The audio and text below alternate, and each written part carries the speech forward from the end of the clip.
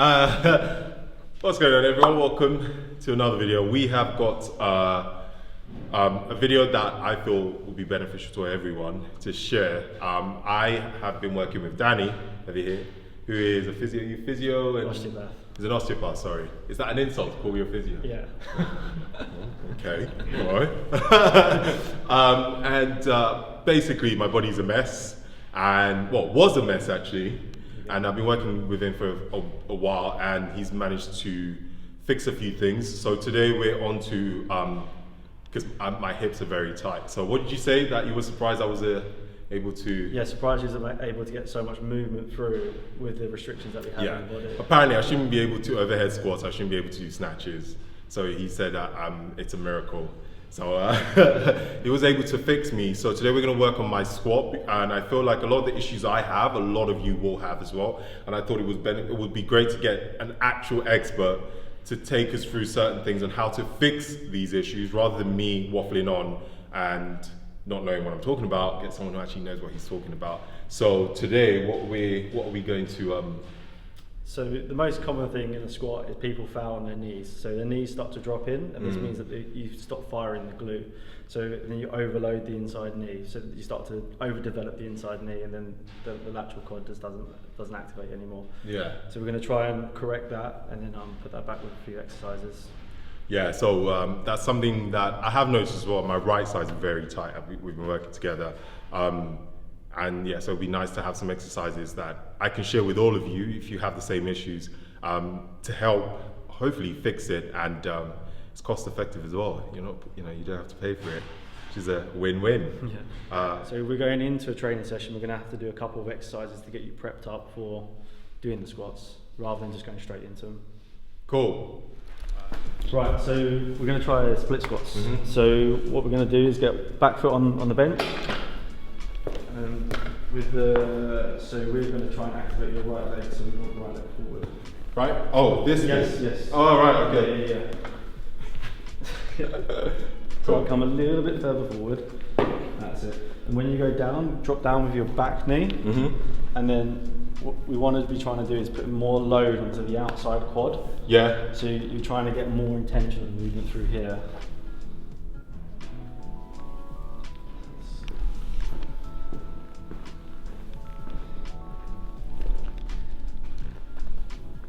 Yeah, it's good. So on the way back up, you want all your intentional movement coming through the lateral quad.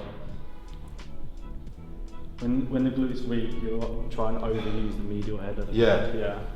So this is when you see people with like massive medial heads, and nothing on the outside. So the only thing with the split squats is people do them so narrow, and then when you do them narrow, your knee starts to go over your foot, and then you're kind of hitting injury territory there. So just be careful on that. Okay. Yeah. So same leg? Yeah, if you see that line, is that your kind of guide mark on that. These are always... There's so much effort. Oh man. So when you go down, if you try and load up that lateral quad when you're going down, and really just use that as your marker. See how you're trying to drop in? Yeah. So you really kind of just slow it down, put your movement through there. That's much better. So that's your glute firing more in this position. This is much more control.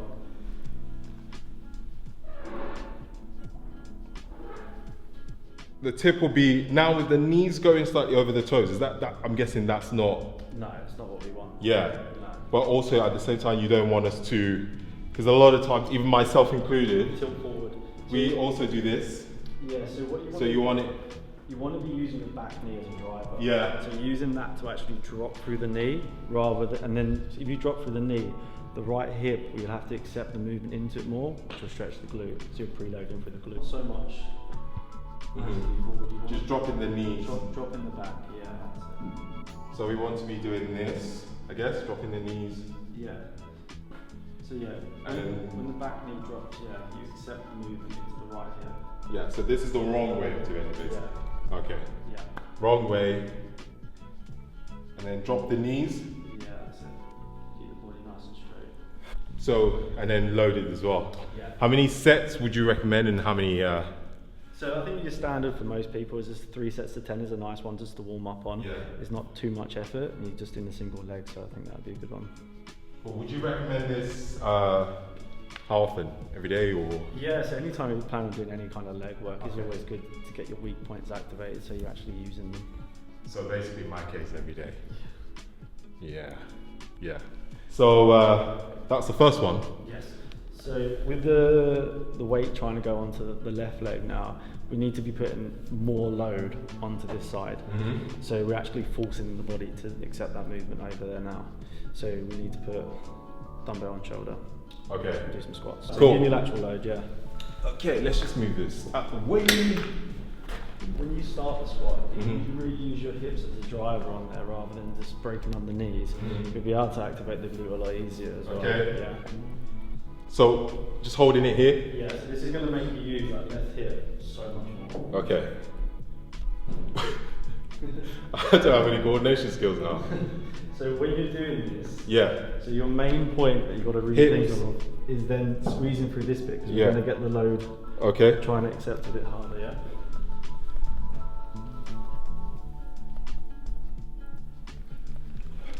Yeah, I can feel I'm using my left now. Yeah. A lot more. Because the load's on that side.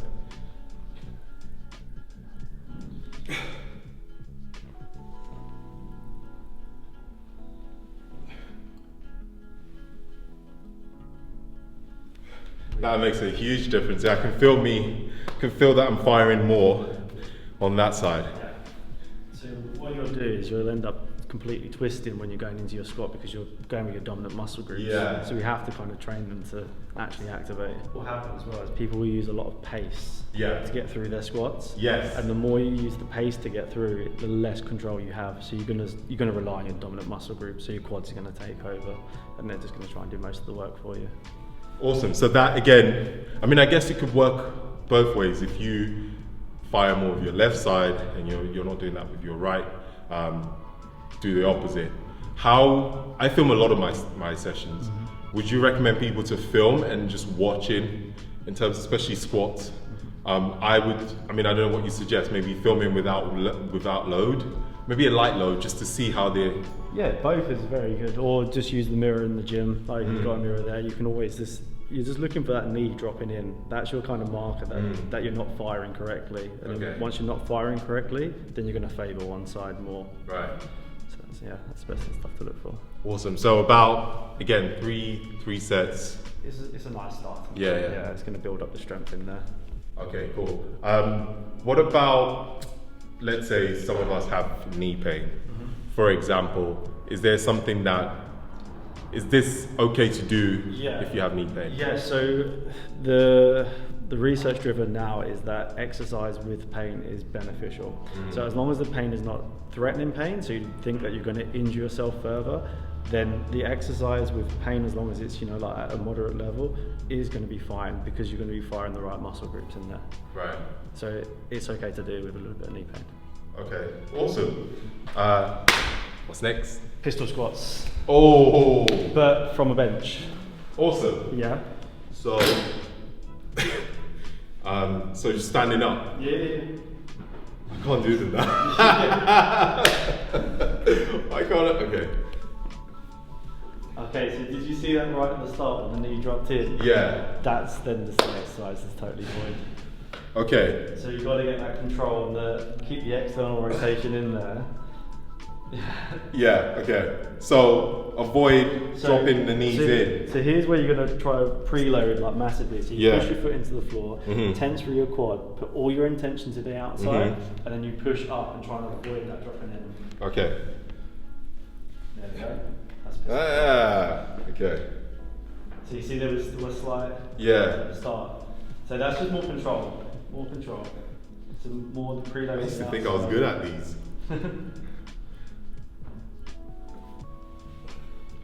So try putting your foot slightly further backwards. Because where we don't normally want the knee over the toe, because you're using one leg to get up, you have to have that pivot point. Right. So having it slightly further back is just going to help you on this. Okay.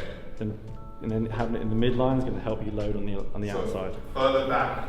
Yeah. Bring it more into the midline. And then externally rotating slightly. So you want this to come out, not come in. Yeah, exactly. So when you're getting up, you're getting that. Yeah. So you're dominating here, Right. which is not firing the glue. Right. So we keep it slightly like that without the knee rocking in, then the glute's firing.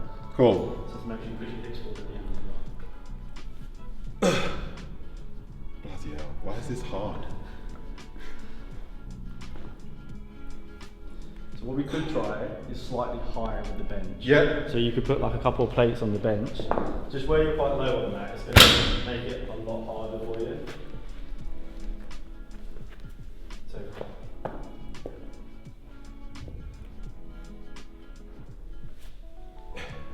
slightly easier. Yeah.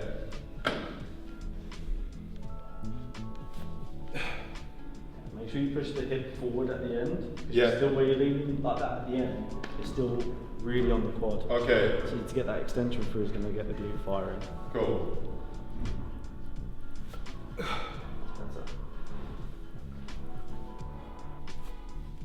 Good, much better. Yeah. You can pretty much do all of them bilateral, so on both sides, but the only thing you're going to want to do unilaterally, so on the one side, is the uneven load, because we want to get the load going onto that leg. So that's the only one we're going to really have to work on that one. Okay. So yeah, it's beneficial to try it on the other leg as well. Yeah.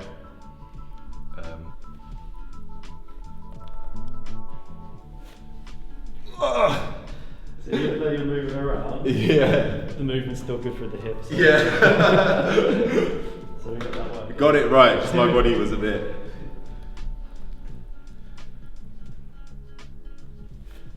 There you go. Yeah, that makes a difference. So like you said, Yeah. reloading, make sure, activate. I always just say activate. So making sure, because what I tend to do when she just said that is I tend to start like that. Yeah, which is already. You can already, yeah. It's already making you load onto the medial head, Yeah. and then it's already not firing your glute. Yeah, no, that's a good tip actually. It's all about the external rotation.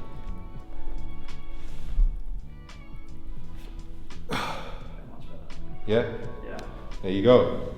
So about 10 on each side, 3 sets again. Yeah, you're going to be wanting to do these as a warm-up kind of thing. So this is going to be your active warm-up really, going into your leg session. I can definitely see how that, especially if you're doing 3 sets, 10 on each side. Because again, it's not, see I used to do these before, but I'll just do this. So I'll come up, sit down, and you can already see all of that. That's what I used to do. So if you're struggling with these ones to start with, get a TRX, and then you do it suspended, and there's much more control. So that's your basic level. Are we going to do one more for overhead squats or?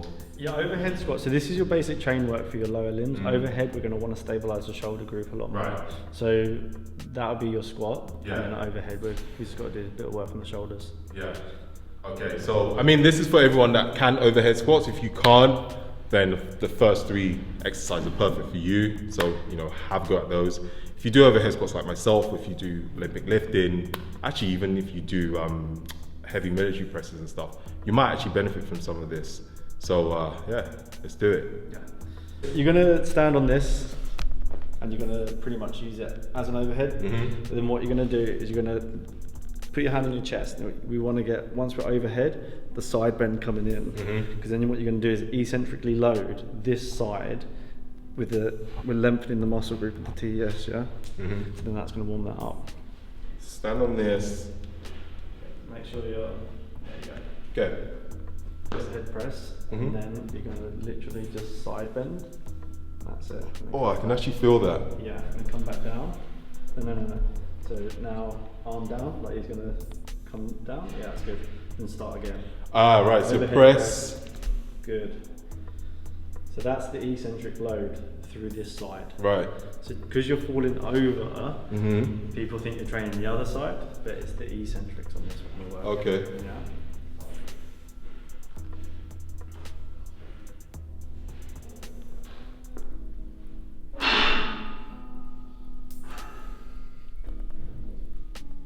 Now fatigue really quickly. You can just do these are just activation ones, so just 10 to 15. 10 to 15 reps. Maybe even 20 if you really want to. Okay. There's just more one set on that, get it warmed up. but do it both sides. Yeah, if you know you've got a curve, then work on that. But if not, then do it both sides. It's going to keep you safe. Okay. Yeah. Cool. What can we use if obviously we don't have? Just the normal resistance band's fine, but you're going to want to get quite a loose one. A really light band. Yeah. Okay. Awesome. So a lot of people, when they do overhead press, they bring the arm forward. So then it's going to use your chest as well as your delts just to lift it, and that's your weakness coming through. You want to make sure you're getting your arm fully out, so you're getting the good angle on your shoulder. Yeah. Then we're going to want to get this whole chain working. So your whole lift is going to come from here. Okay. So you're going to put all your intention here, and then it is literally just straightening your elbow because you're going to build that kinetic chain up. Okay. Yeah.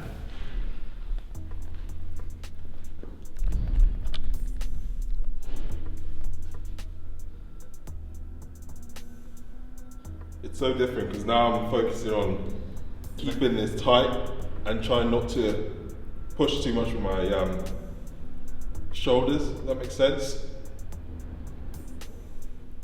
So it's just building that energy up. So all you're doing is then extending your elbow, and that's your whole lift.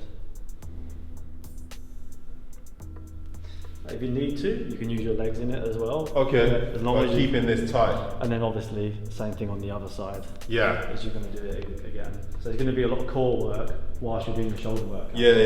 Getting two for the price of one. Would you say to also engage your glutes and hamstrings, or does that matter? As long as you're tight through this area and you're stable on the lower limb, it's hard to get a real big contraction from here unless you are doing the push with it. I suppose it makes sense because of doing overhead squats, we have to keep this tight. Yeah, okay.